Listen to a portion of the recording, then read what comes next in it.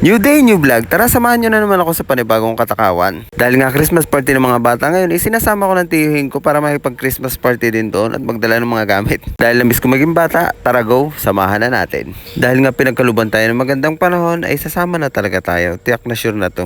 Ang hindi lang sure ay yung masama ang pakiramdam ko. Dahil hangover nga ako kagabi, katakawan ko mag-inom. Abay, pinainom ka naman ako ng 4 at bilog, tapos may kasama pang juice. Ayan, hangover ang inabot kinabukasan. Agamunggo na ang atay. Ito nga pala yung mga pagkain dadali namin sa school. May puto, may soft drinks, may sesto. Yan yung mga dadali namin. Shoutout nga pala kay Ate Ellen, yung mama ni Ken na nasa ibang bansa. Sa sobrang sarap nga ng puto, hindi ko na natikman to kanina. Dito ay kanya-kanya pala magdadala mga parents ng mga pagkain para pagsalu-saluhan nila dun sa school. Shoutout nga pala kay Mang Kanor na gustong-gusto lagi sumama sa vlog ko. Ay, este si mamay pala yan. Shoutout nga rin pala kay na ate na nagtitinda dito ng pares. 24 hours pala sila dyan nagtitinda. Tsaka dito kay Ate Jing na nasa Gutuhan. Masarap nga pala ang pares dito. Tara, tayo kayo dito.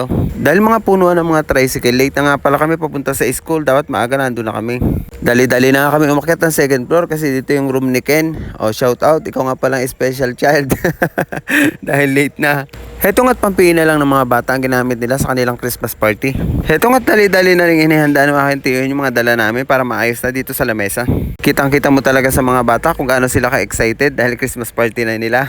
Pag ganito talaga makikita mo, nakakamiss uli maging bata. Napakakukulit nila. At napakasaswerte din ng mga bata ngayon kasi mga memories nila ng pagkabata nila naka-record na, naka-video na, hindi kagaya namin noon. Pero mas memorable yung pagkabata namin noon kasi talagang kahit hanggang ngayon maalala at maalala mo pa rin yung pagiging bata mo noon.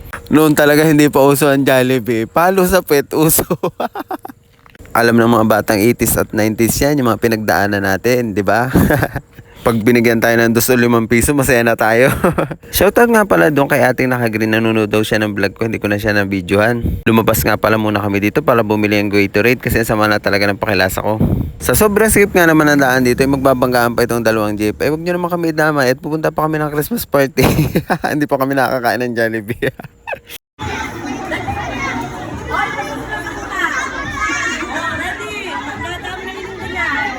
Sa sobrang cute nga talaga ng batang ito, naalala ko yung pamangkin ko. Napakataba, ang cute. Ang sarap nitong ihag.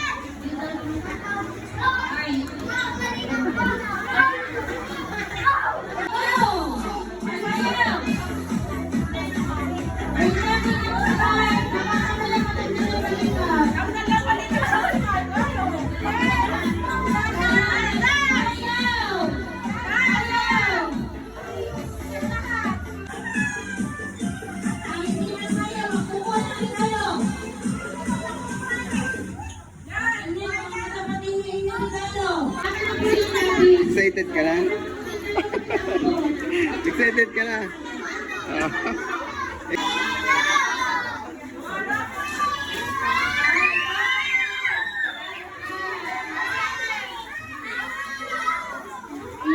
Maligayang Pasko sa inyo mga bata. Sana paglaki ninyo at nagbinata at nagdalaga na kayo, makita nyo tong video to kung gaano kayo kasaya at gaano ka-memorable tong araw na ito para sa inyo. Maraming salamat po sa lahat na manood. Thank you very much. Hanggang sa susunod. Paalam!